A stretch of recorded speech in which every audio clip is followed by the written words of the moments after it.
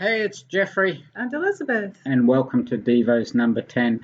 That, by the way, is Frankston Pier. One of our favourite places just round the corner from us.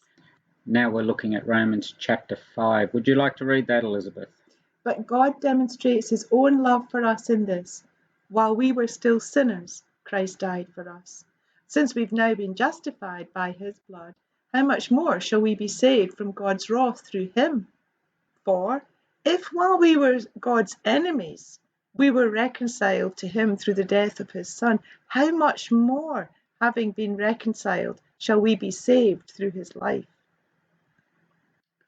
Today I'm saying one simple thing. It's really important that you ask the right question. Now, the Apostle Paul in Romans 5 asks 3 questions. And let me repeat that. He takes control of the question. Here's question number 1. If God loved us when we were sinners, how much more will he love us now that we are his children? Let me remind you of the verse we just read. But God demonstrates his own love toward us, in that while we were still sinners, Christ died for us. In other words, God loved you when you were a sinner.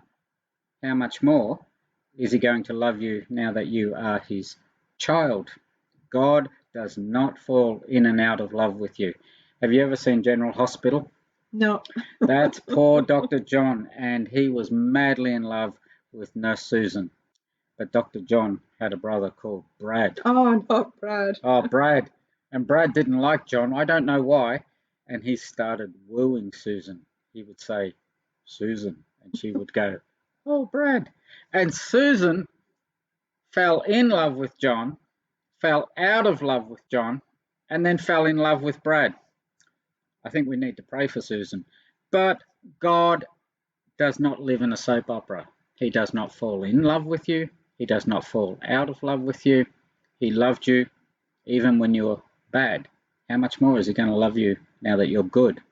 The second question is this.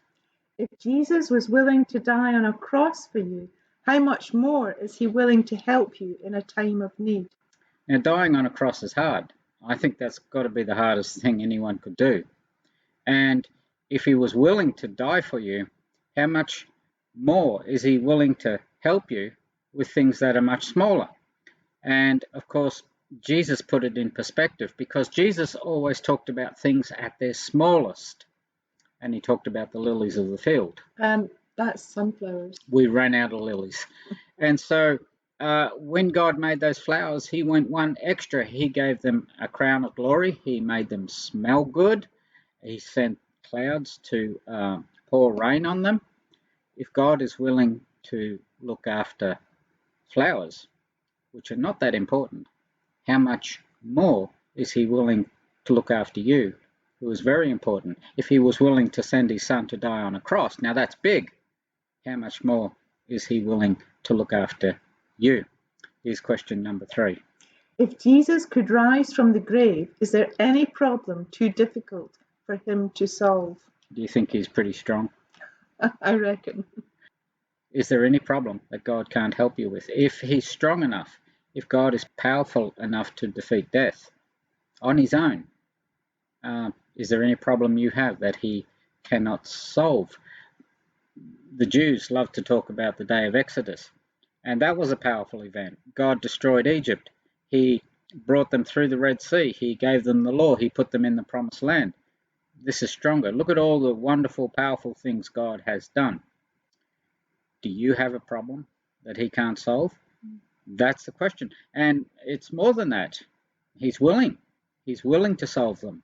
He's willing to help you in your hour of need. These are 3 very important questions that Paul is asking. Now, let me tell you about the devil. When he was tempting Jesus, he said, look at those stones. Why don't you turn them into bread? And Jesus said, I'm not giving you control of the question. And you need to do that. In these difficult times, don't let the devil take control of the question. God cares about you. He will help you. Whatever problems you're facing today, he will help you.